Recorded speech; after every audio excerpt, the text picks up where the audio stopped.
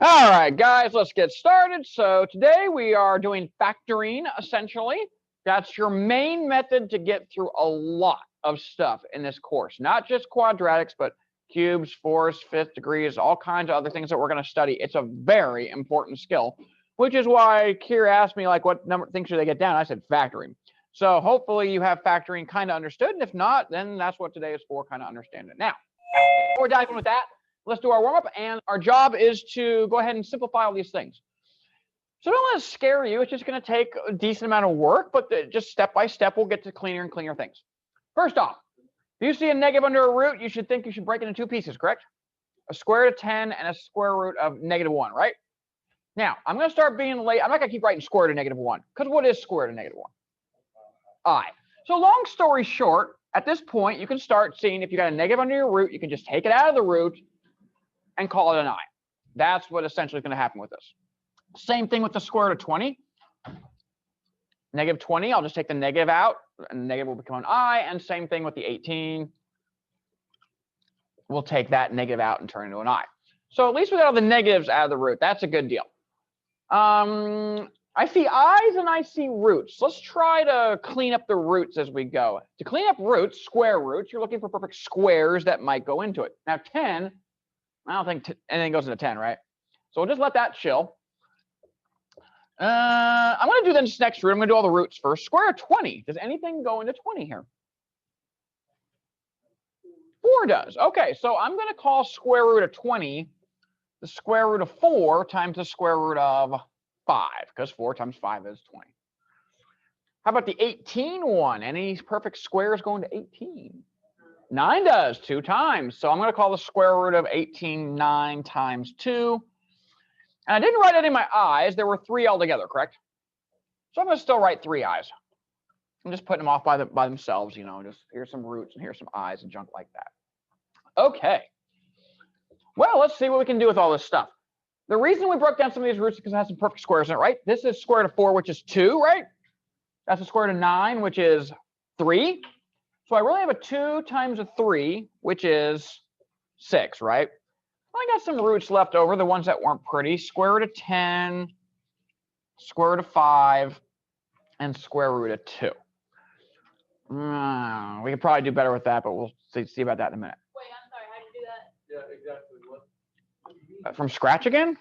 No, the last step of the 6, 10, I just spent like a whole 60 seconds going through the logic. I'm still writing. I'm not. Yeah, I was still writing. What's the square root of 4? All right. 2, What's the square root of 9? 3, What's 2 times 3?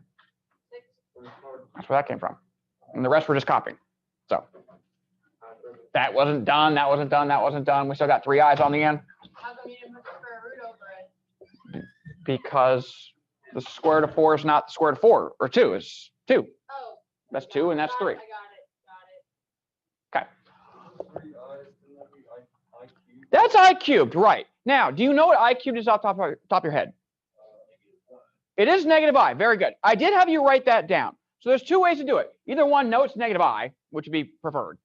Or if you're stuck, if you don't know what 3 of them are together, you know what 2 of them are. What's I times I? It's I squared, which is -1. So this is just negative I, as said, right? So I'm going to take care of that. There's a negative. There's some other junk still chilling around. And we're going to deal with this junk in just a second. But there's just 1 I left over. So 2 of the i's come together, become -1. And then 1 I is just left over chilling. We can't do anything with that. Now, what about these roots? I sure could. That's not a bad idea. Why might I want to do that? Beautiful, beautiful. Love it. What's the square root of 5 times the square root of 5? Plug in your calculator if you don't know what the square root of 5 times the square root of 5 is, by definition of what a square root is. So I heard it. It's 5. Yeah. Square root of 5 times square root of 5 is the square root of 5 squared, right? Which is 5. So this is 5. What are these? 2. So I got a 5 times a 2, which is 10, right? Times this -6 would make it -60. And there's that I on the end that just is just left over. So the final answer to this is -60 I. Took some time, but we did it. All we're doing is simplifying roots. All right, let's try another one. Number 2, not so complicated here. This is very, very straightforward. Simple Algebra 1 skills with distributing and things like that. So long as we don't mess up our basics, that's kind of what always gets us on every single test. It's not the Algebra 2, it's that I don't know how to add things, I don't know how to distribute things, I don't know what 5 plus 2 is, things like that. All right, so you got this junk, and you're probably just going to start distributing, right? I got I times this thing, I got negative I times this thing, let's just distribute it out, see what happens. So distributing the I, we get I times 2, or 2I, right? I times 9I, well, that's 9I squared, correct? But I'm going to start going a little faster. What is I squared again? Negative 1. So 9I squared would just be negative 9. So minus 9 after that. Next, I'm going to distribute this negative and this I in. Negative I times 5 is negative 5I. Negative I times negative 3I. Well, let's try to do it in our head. Ready? A negative times a negative is a positive, correct? So we're done with the signs. So I'd have a 3I squared left, but I squared is negative 1, right? So that turns it back to a negative. So this would be minus 3 right there. And then just put some like terms together. Here's some real stuff. Here's some real stuff. Negative 9 minus 3 is negative 12. I stuff, I got 2 I's minus 5 I's. That's negative 3 I's. And we're done. Pretty straightforward. As long as you remember I squared is negative 1 and you're careful with things, it's not that bad. All right. Now, number 3 looks terrible also, but it's just patience. It's got 3 things multiplied together. How do you FOIL out 3 things? The answer is you don't. Yeah, you FOIL 2 of them together at a time, clean it up, and then deal with the third one. So it doesn't really matter what order you go in. I'll do these 2 right here. We'll work on these 2. We'll distribute these 2 out, and this I plus 1 will just come along for the ride until I'm ready to use it. All right, here we go. 2 times I is 2I. 2 times negative 1 is negative 2. Next, negative 3I times I would be negative 3I squared. But I squared is negative 1. So negative 3 times negative 1 would be positive 3. And lastly, negative 3I times negative 1 would just be positive 3I. So that's what I get from these first 2. And these first 2 are still times the third one. When I did that, I tried to do all 3. Is there a way you can do all 3? No, not really. No. Unless you want some god-awful formula or something like that. But you don't want to go down that road. No. Nope. Not really. Nope. Just do 2 and clean it up and do it again. Unless you want to memorize some god-awful formula that's like a page long or something like that. I don't know. We'd have to figure it out by doing what we... Why are you doing this?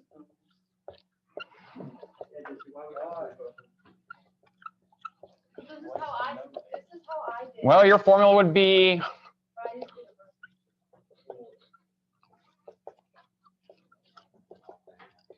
You really want to do that? Well, I don't want to, I just want to know what it is. Where's that one coming from? That's supposed to be. Let's see, A, D, B, C, B, D. That's a B. So plus B, D, F. Feel free to memorize that if you like. All right. But nah, we don't need to do that.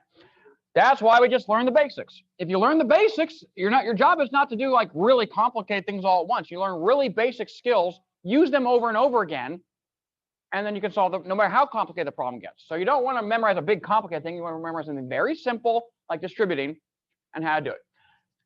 Now this thing inside of here, we can clean this up. Always clean things up. There's never a bad time to put like terms together. Inside of here, negative 2 plus 3 is 1. And 2I plus 3I would be 5I. So we got this master equation right here. Now that I've distributed these 2 together, I can take it and finally put it with the third one. Now I can distribute again. So 1 times I is I. 1 times 1 is 1. 5I times I would be 5I squared, which is negative 5. And you got yourself a plus 5I. So all together, that's negative 4 plus 6I when you put some like terms together. So it takes some time, but that's okay. And really, as long as that was, what did we really just have to know how to do? Distribute, and I squared is -1, and clean it all up. And 4 is no different. We could come with a master formula for a fraction times some other thing, or we can just know all of our basics and apply them one at a time. So we got a fraction times something else. There's 2 things to do here. First of all, we got a fraction. And we know how to divide complex numbers. We do that conjugate stuff, right? So you want to do that first and then multiply by this? Or first you want to take the fraction and multiply by this and then do the conjugate? What do you feel like? You want to do the fraction first or the multiplication? Fraction first? Okay. So we got to clean this up. And how do you divide complex numbers? You multiply the top and the bottom by the conjugate of the bottom. So I'm going to take this fraction and multiply on top and bottom by its conjugate. Of course, this is still here. Never let things disappear in your work. Don't forget that they exist. It's still there. We're just not dealing with it right now. We'll deal with this at the end.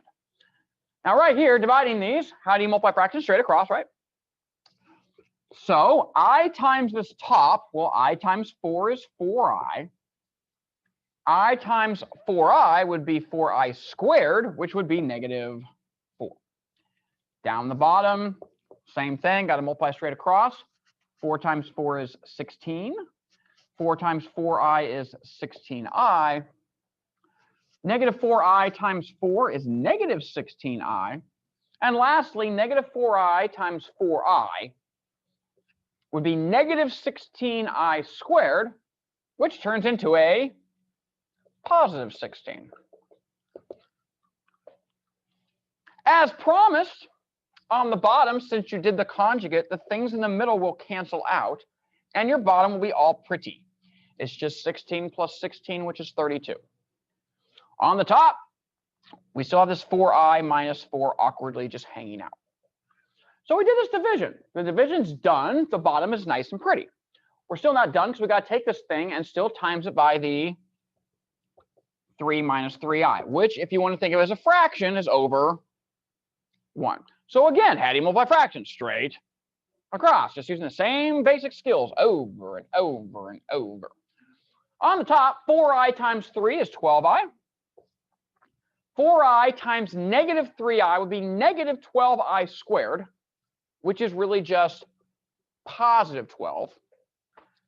The -4 times 3 is -12, and the -4 times -3i would be +12i. And on the bottom, you still got 32. We got lucky this time. On the top, out of coincidence, we have a 12 minus 12, which is nothing. So the only thing left is 12i plus 12i on top, which is 24i. And you still got a 32 on the bottom. And just like terms, it's never a bad idea to reduce fractions. Always keep your basics going. 8 goes into both of those 3/4 times. So your final answer is 3/4 I. After all that work, we finally simplify it down to 3/4 I. Pain in the butt, but really just distributing and knowing to do the conjugate and all that jazz. So takes time, LGs. Most of the time when I see people not doing well on tests, it's because they're not doing a dang bit of work. They're just looking at it and hoping the answer pops out somehow. Don't work that way. You're not showing a bunch of stuff like this, you're probably not getting it right. In fact, it's probably like a 99.99% chance you're not going to get it if you're not doing the work. You gotta do the work. Factoring today. Important skill. Important skill. Cannot overemphasize how much we're going to factor in this class. It's going to be disgusting.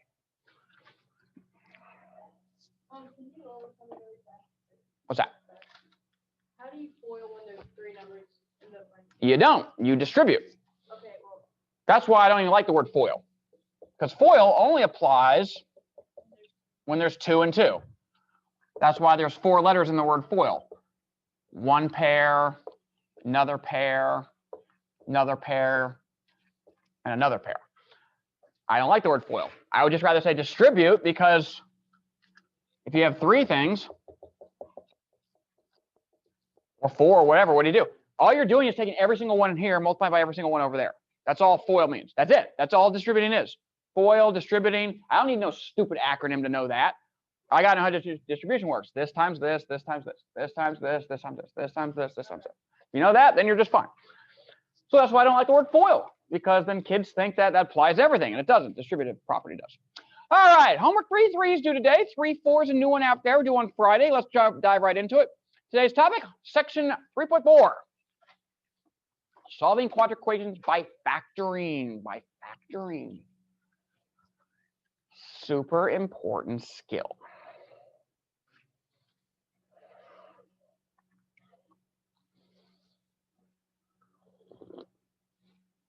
Found on page 167 of your textbook. Blah, blah, blah. All right, here we go. Long story short, what's factoring? I would not write anything down from this page right here because you kind of know what factoring is, but just to think about it real quick. Factoring is undoing distribution. So like we were just kind of talking here, we want to turn something that doesn't look like this into this. Now we're going, if you distribute this out, what would you get? X squared, right? Plus a 3x plus a 2x, that'd be a grand total of 5x, right? And 2 times 3 would be 6. Your job is to look at something like this and turn it back into that. That's what factoring is for the most part. So let's try to look at patterns in this thing real quick.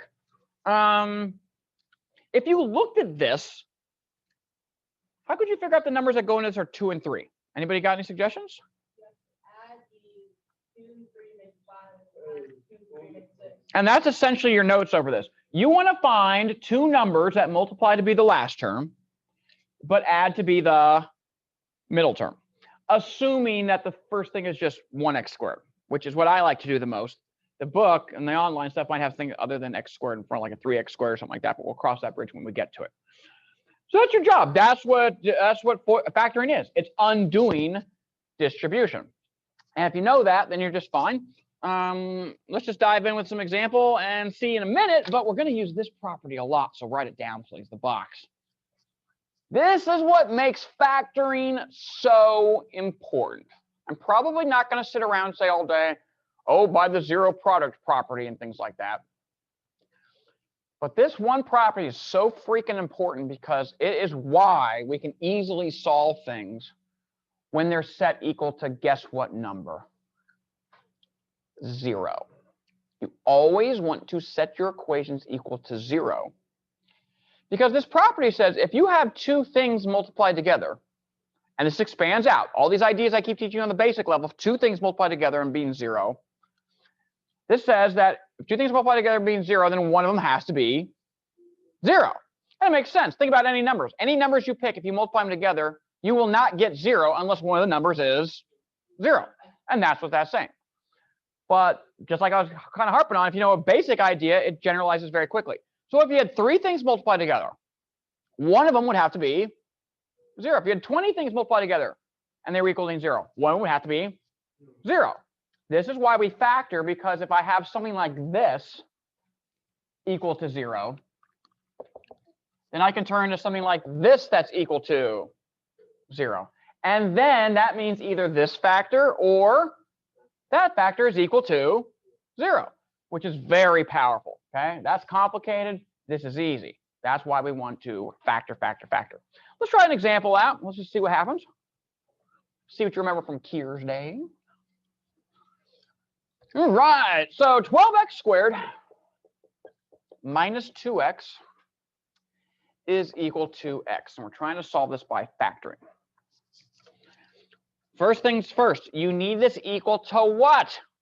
All right, so we got to move things over. Let's move the x over. If you subtract x from both sides, this equation becomes 12x squared minus 3x equals 0. Before you get so excited about x plus this and x minus this, there's something you should always check with factoring before you do anything else. Is there something they all have in common? Is there a number they have in common? Is there a variable they have in common? Is there a number that goes into 12 and 3? 3. Is there a variable that goes into both of these? Now we say x, right? So they both have an x, they both have a 3, so I'm going to factor a 3 and an x out of everybody. I'm going to take it out. And remember, when you're going back, these will be multiplied together, so you're kind of dividing by what you took out. If you had 12 and you took out a 3, what will be left is a 4, correct? And if you had 2 x's and you took 1 out, then there's 1x left, correct? Now, very common mistake right here. Kids see this 3x and you just took it out, right? So they mistakenly think there's nothing left here. No, there's something still there. What's still there? Anybody know? Yeah, there's a 1. So there's a minus sign because there's a minus sign, and there's a 1 because when you take 3x out of 3x, there's a 1 left. Remember, this is Undewey distribution, right? So if I go back the other way, 3x times 1 should give me 3x, and it does. So don't make that mistake. When you factor something out completely, make sure there's a 1 left over, and that's still, of course, equal to 0. The whole reason we factor, now I've got something times something else, right? So by the zero product property, either this is 0 or that is 0. So I go down 2 different equations. Either 3x is 0 or 4x minus 1 is 0. And now you're down to a very easy problem to solve. This one, you just divide by 3, right? And what's 0 divided by 3? Okay, so this answer gives me x is 0. That's a solution to this problem. I divided by 3. Over on the other side, how would you get x by itself? Plus 1, then divide by 4, right? So if you added 1 to the right, you have a positive 1 on the right. Divide by 4, you get a fourth, so x is a fourth. So there's 2 answers for this problem, 0 and 1/4. Notice we didn't do anything about x plus this and x minus this and things that multiply to be the last term and all that. We didn't do that in this problem. Because the first thing you want to check is there something they have in common and can I take it out? Always check that first. Cool? Okay, that can save your life right there. Now, most of them, of course, are not quite that easy. They're going to get worse and worse. Let's try this one out. X squared minus 6x. Minus 9 is 18.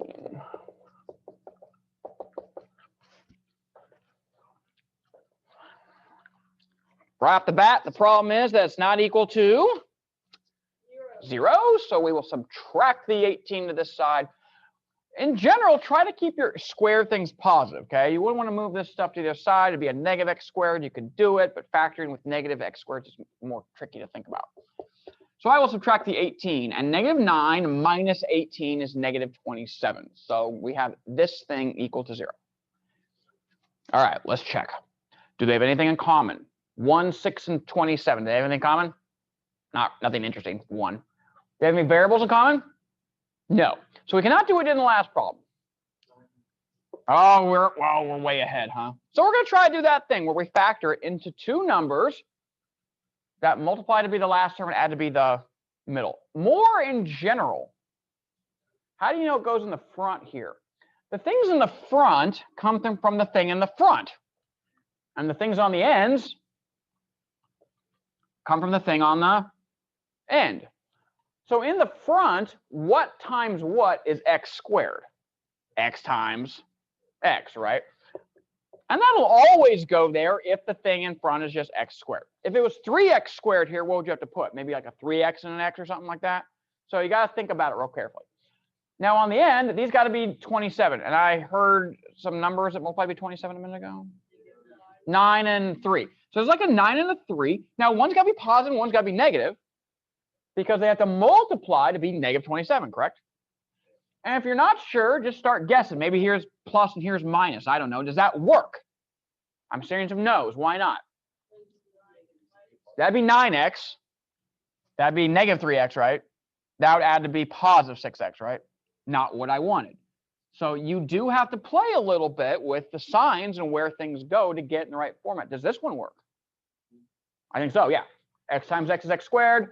3x, negative 9x, that's negative 6x, correct? Negative 9 times 3 is negative 27. We good? I think we're good.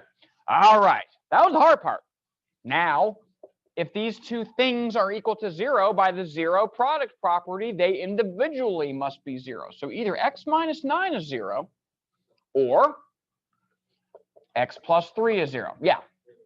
Please remember that what you're doing is really saying this equal to 0. You can spot it usually. If you look at this thing, it's very simple like that. X minus 9, well, what would x have to be to make this 0? 9, right? 9 minus 9 would be 0, so the answer is 9. Same thing over here. You see x plus 3 equals 0, x would have to be negative 3, wouldn't it, to make that 0. But what you're really doing is you're set up an equation that's equal to 0. So when these get more complicated and you can't just see what the answer is, go set it equal to 0 and then solve it, and then you'll be just fine. All right, that makes sense. I'm down with that. Let's try this one. This one's going to get grosser.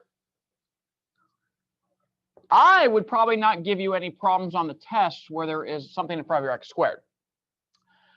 The book will. This has a 3x squared in it, so that makes things trickier. Nonetheless, we will kind of use the same logic and we will get through this thing. All right, 3x squared plus 5x plus 15 equals 17. Clearly, this is not ready to go, correct? Do not factor if it's not equal to 0. If you factor when it's not equal to 0, it does nothing for you. Can't use the zero product property if it's not equal to 0. So we're going to subtract 17 first. And 15 minus 17 would be negative 2. So this is really what I want to study. This is the thing I want to factor. First things first, do they have any numbers that are in common? No. Do they all have a variable in common? No. So I can't do that stuff. So I'm going to have to try to do this thingy. Something times something is equal to this. Remember, the ones in front are coming from the thing that's in front. So if this is 3x squared, I bet it has to be like a 3x and a x. It has to be, right? The numbers on the end come from this number on the end. What multiplies to be 2? 1 and 2, right? Now, one's got to be positive and one's got to be negative. Would you agree? Okay. So I don't really know where they go. And I don't know which one's positive and negative. So take some time and actually play with it and see. Let's say I put the negative 2 here and the plus 1 here. Let's see if that works out. I'm not saying it does. I'm just trying things. Well, if you distribute this out, you have 3x squared, right? This would be 3x from here, correct? But this would be negative 2x, wouldn't it? And what's 3x minus 2x? 1x. Is that what I wanted? No, so that's not going to work. All right, let's try switching their signs. Maybe this one's the positive and this one's the negative. I don't know. Question? What would you do if it was like 6x squared? Would you do? If it was 6x squared, there'd be lots of possibilities in the front. Yeah. It could be 6x and x. It could be 3x and 2x, right? Or like a higher number of. That would suck. There'd be so many. And that's what sucks about factoring this way when there's something in front of your x squared, because the possibilities of where things could go up like exponentially. So There are only still 2 solutions on it. there will still be 2 solutions. You have to go through every single one. You got to try them, yeah. But luckily, I think they're just going to give you ones like this where it's not too bad. Because what's the only thing that goes into 3? 1 and 3, right? The only thing that goes into 2 is 1 and 2. So there's not that many to try. Now I switched the signs. Does it work this time? Let's see. 3x times this is negative 3x, right? That's 2x. Those don't add to be 5x either, do they? All right. So I tried everything with the 2 here and the 1 here. Let's try to switch their spots. Let's put a 2 here and a 1 there, and we'll see if that works. A lot of guess and check on this stuff. If you do enough of these, though, you get a feel and you can kind of tell what it's going to be, but that takes a lot of experience. All right. One's got to be positive, one's got to be negative. You know, I think the positive is going to go here. Why do you think I think that? Because 3x times 2 is what? 6x? That's pretty close to 5x already. And if I put a minus 1 there, that takes care of the problem, because negative 1 times x is that negative x. Okay, does this all work? Make sure it checks out. Does that work? 3x times x, 3x squared. 3x times 2 is 6x, right? Minus an x is 5x. Okay, we got there. Good. Now's the easy stuff. Set them equal to 0. It's pretty clear from just looking at it on the right that the solution is x equals negative 2. The one on the left, though, 3x minus 1, well, let's just move things around. If you add 1 and then divide by 3, that answer would be 1/3. So it took some time. And that's the only thing that sucks about factoring, is especially when you have something in front of your x squared. See how much longer that took when there's something in front of the x squared? It took a long time. So unfortunately, that's what you just got to do. You just got to play with it and guess until you kind of figure it out. There's a couple formulas you might want to jot down. They're like shortcuts. You don't have to know these. These are just special cases of the logic that we've already kind of gone through.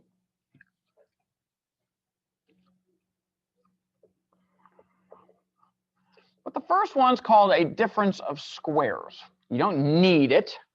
You can just think things through logically like we just did. But once in a while, you see something squared minus something else squared. For example, x squared minus 81. X squared is something squared. 81 is something squared. And if you see that and they're subtracted, you might just want to go to this formula right here and plug things in to factor it. Down below is a more complicated one. It's called perfect squares. I don't think you're probably going to recognize that or be clever enough to make things look like that. And that's not a shot at you. It's just kind of a skill you don't really have to have. But write down anyway, perfect squares. That's good to know. And this is nothing different than factoring you've already done before. For example, I'll use what I just did. X squared minus 81. Say somebody asked you to factor that. Well, there's two ways to do it. Number one, do you see that 81 is something squared? What is it? 9. So if you can see that 81 is something squared, and then you can just match things up. X would be A, right? 9 would be B. This formula flat out tells me how to factor it. It's A plus B, which in our case is X plus 9, times X minus 9. That's cute. Or, isn't that the same thing as X squared minus 81? So if you look at it like that, the middle term is 0, correct? Can you just think of two numbers that multiply to be negative 81 and add to 0? 9 and negative 9. So you do have to have this. No, you can just think it through logically, but just remember, if there's no middle term, then the middle term is 0. And you can do that. I would do that. I wouldn't memorize some formula for it. That's silly. Okay, let's see if we can actually apply it now to something. Let's do this one. Actually, that's kind of what I just did. Let's do a different one. How about 64 equals x squared? That's what we'll do. It's so much different. Now there's going to be x plus 8 and x plus 8. Let's see what it will be. Nice and... It will be, yeah. First things first, though. There's two ways to do this. I'll say method 1 or something like that. Get it equal to 0. So I move this 64 to the other side. Doesn't matter which side's 0. I want my x squared positive, though. And again, if you can't see it, there is no middle term here. There's 0 x's in the middle. So if you try to factor this, well, the numbers in front have to multiply to be this. So x and x, right? The numbers on the ends should multiply to be this. So I'm thinking plus 8 and minus 8, right? And then clearly from these two paths, that gives me a solution of x equals negative 8 or x equals 8. Pretty straightforward, right? And I didn't even use the darn formula. Or if I have this problem, I wouldn't do that. It seems like a bit of overkill. Could you just take a square root right now and get rid of your x squared? Yeah. And whenever you take a square root, don't forget your what? What am I going to yell at you for? Plus or minus. What's the square root of 64? And then you get x is either positive or negative 8. Same way I would have got that way, right? Either one's acceptable. What if it was like that problem, but it was like 2x squared, 3x squared at the top? I don't know. So, like this? Yeah, or any number like that. Yeah, sure. Well, if I had this, what I would do is I'd get rid of the 2. How do you get rid of this 2? Divide both sides by 2. So then I have 32 equals x squared. Then I do the exact same thing. Take a square root. Don't forget your plus or minus. Try to simplify your root to something going to 32. Can you do better? 16. So I'd call this plus or minus square root of 16 times the square root of 2, which is plus or minus 4 radical 2. So your answers would be 4 radical 2 and negative 4 radical 2. So same method would apply. Just get rid of the 2 first. Good questions. Good questions. All right, let's try another one. More. Oh, this one sucks. Let's do this one. This is going to be rough. Oh, man, it looks so big. That's okay. Wow. Wow. That's my, just stop. I'm with that too. My brother-in-law says it all the time. I'm like, what? It was a perfect one. You could not. I suppose so. You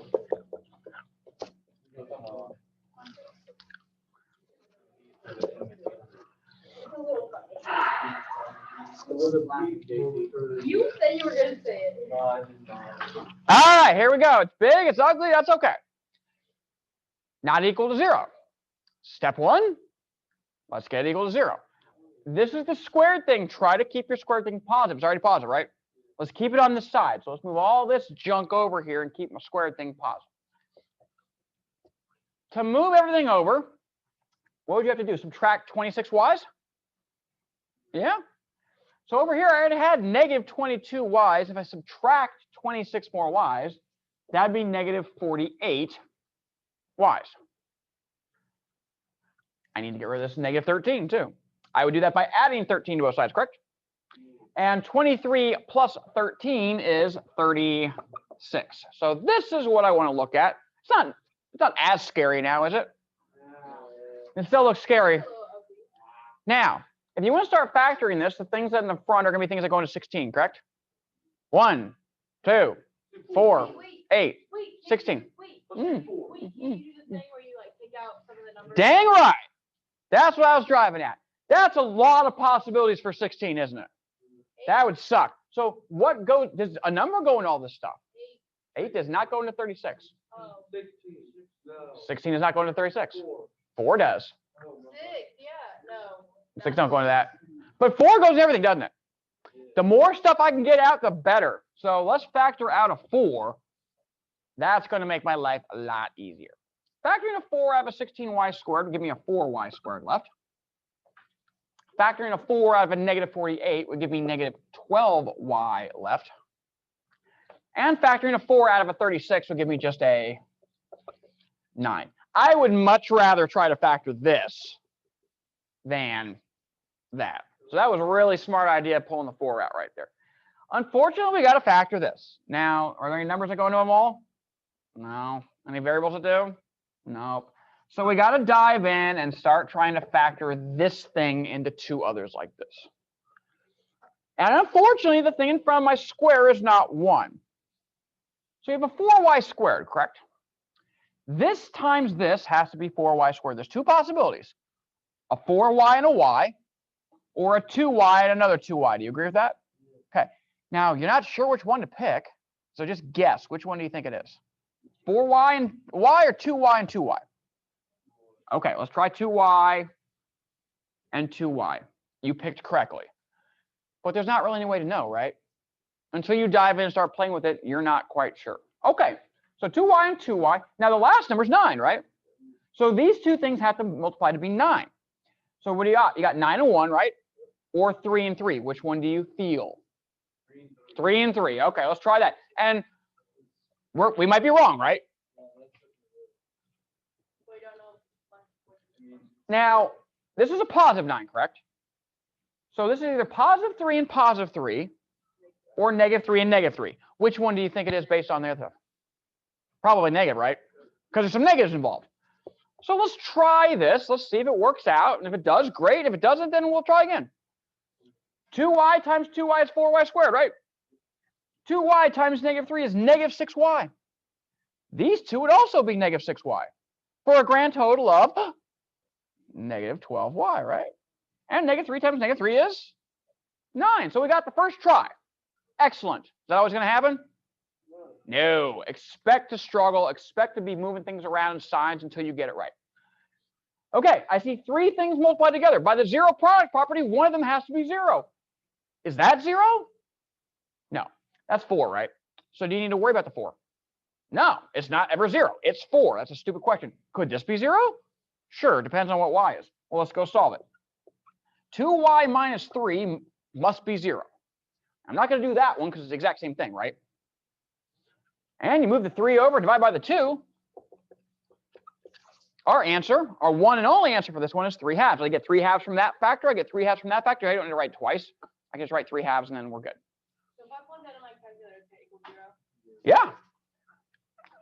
If you plug it into this one, right? Because that's the one equal to 0. So yeah, if you took 16 times 3/2 squared minus Plug it into any equation? anyone that's equal to 0, yeah. Now, yeah, this would be fine. This would be fine. You plug it anywhere, I guarantee it'll work out just fine.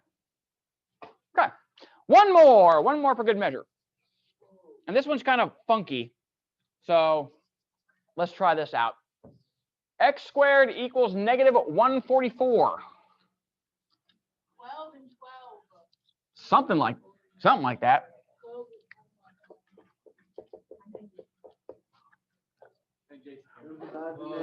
No, but it equals negative 144. There's no need for that. You're about to turn a little bit of heat. Like multi-math. All right, let's do this. Ready? Last one. Last one. We can do it. Ready? That was really funny. I mean, honestly. Oh yeah, my jokes are just coming out today. Oh my god. You're gonna make me act up.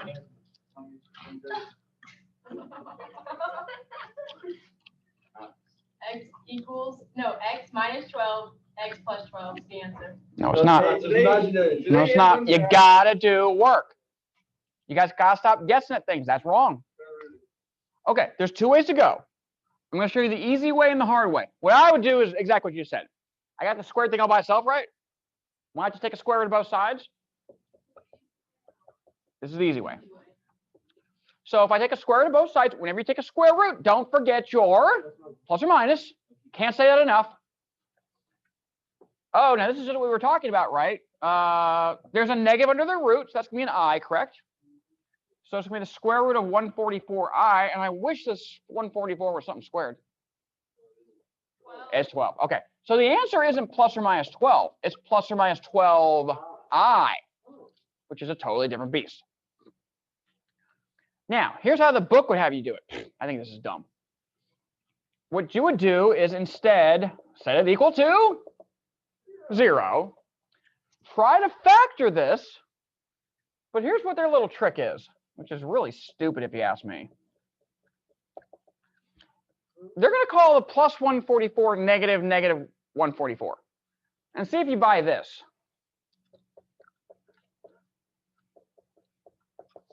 What's 12i squared? Well, 12 times 12 is 144, right? I times I is negative 1, right? So negative 144 can be written as a complex number squared. Now this is a difference of squares right here. So if A is x and B is 12i, this can factor into x plus 12i and x minus 12i, which... Where'd you put the square? Oh, okay, never mind. I'm just matching the formula exactly like it looks. And then if I went down these 2 paths, if x plus 12i is 0, then x must be negative 12i. And if x minus 12i is 0, then x must be 12i. And we get the same answer. Although I think that method right there is pretty stupid, don't you? I would never do that. I would, if you got a squared thing, and that's it, there's no x's, right? Just move the junk to the other side and take a square root. So if I gave you x squared plus 8 equals 0, how would you solve that? Don't try to factor it. There's no x, right? Just move the 8 over, take a square root, simplify your roots and junk like that, and then finally you get to some kind of dumb answer. That's okay. Cool? All right. I cannot overemphasize how important the skill of factoring is going to be. I've said like 8 times already. I'll say it 20 more times. Super freaking important. So make sure you get this down. Take 3, 4 very seriously as far as understanding. That's it. What? Why are you teaching the factor thing figure number 1 in front? Curriculum does. But it's stupid. It's useless. I'm not gonna put that on a test, but No, Even he said it was dumb. No,